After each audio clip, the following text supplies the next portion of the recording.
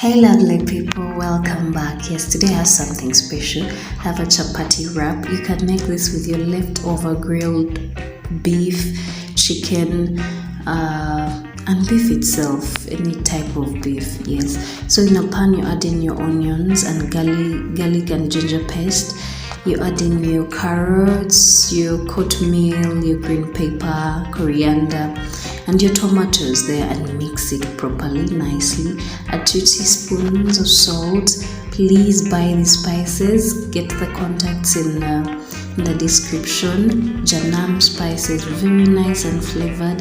As you can see, I used cumin, paprika, nutmeg. Yeah.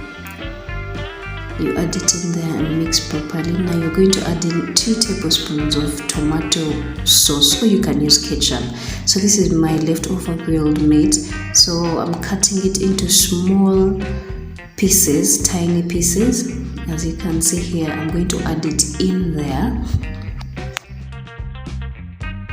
Now mix this properly and just give it 2 minutes and it's going to be done. I used some 2 tablespoons of Royco muchuzi mix in there.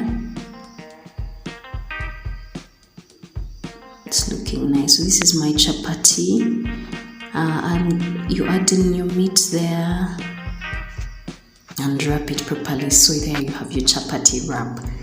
Yes, this is so nice. You can do this when you have your leftover, whatever is left over of your beef, your chicken, anything. Just make something easy like that and voila, you have something really nice. I know you guys are going to love this. Thank you, my dears.